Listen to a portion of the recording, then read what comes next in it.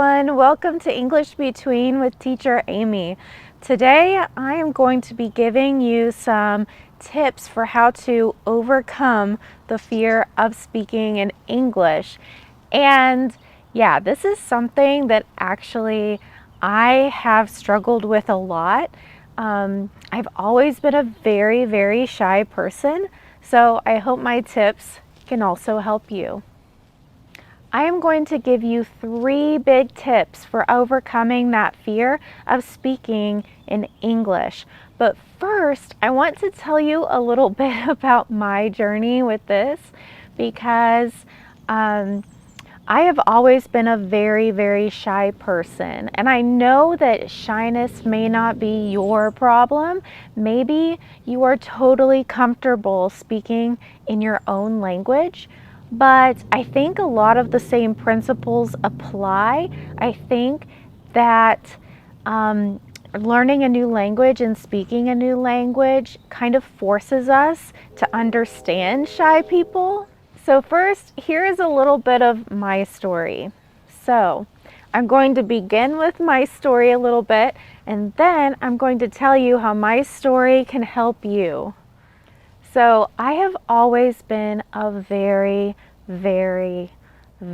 shy person, which is crazy because now I teach lives to hundreds and hundreds of people, but it has not always been that way. I have not always been comfortable in front of people.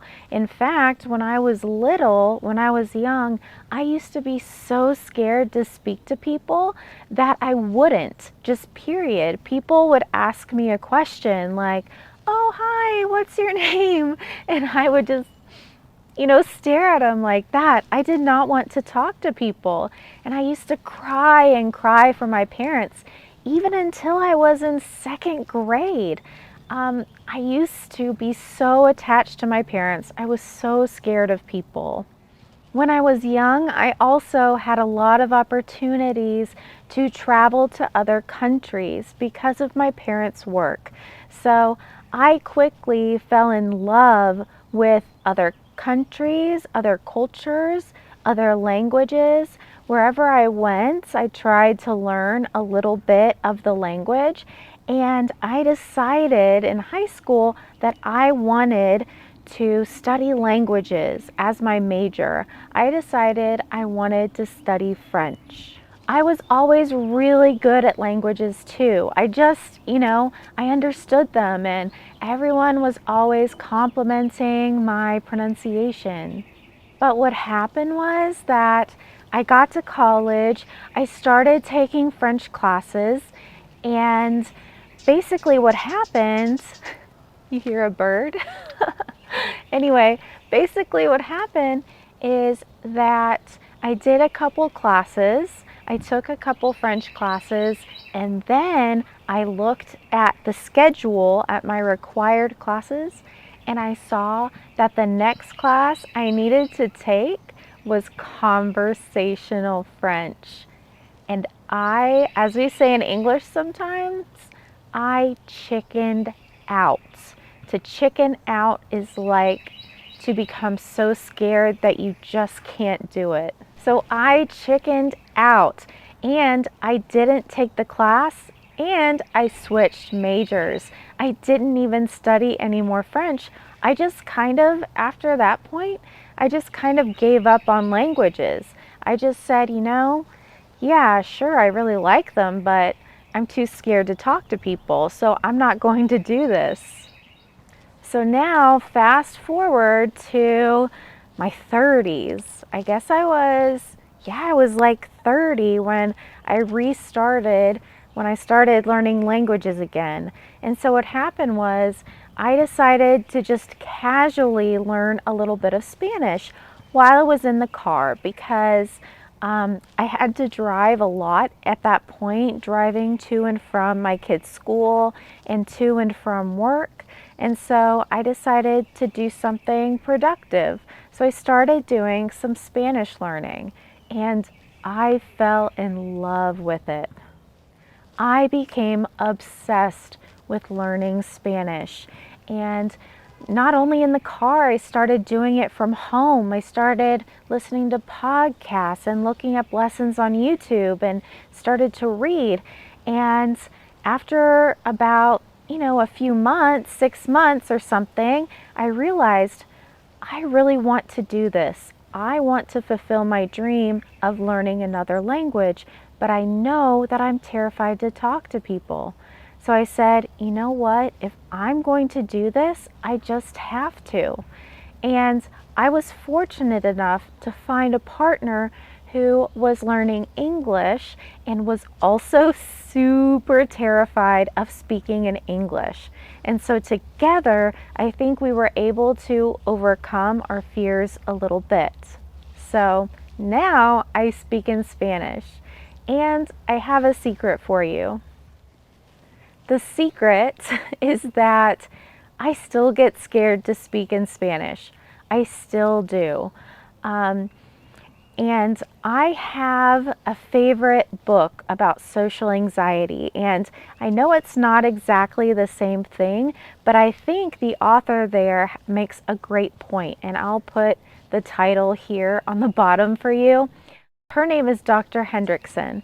And one thing she says is that we think that confidence is something that hits us like a bolt of lightning, right? It's just bam, now I'm confident. But that's not how it actually works.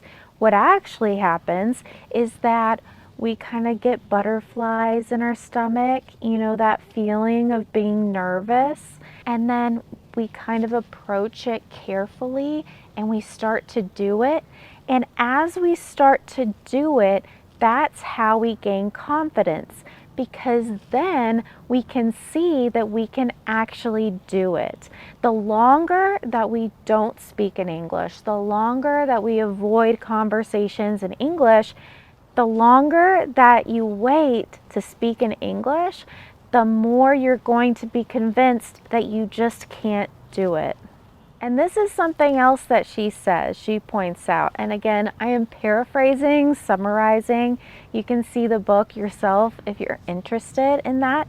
But the other thing she says is that eventually what happens after you continue and start feeling confident, eventually what happens is that feeling scared to talk, that feeling is it becomes something that happens to you and not something you are.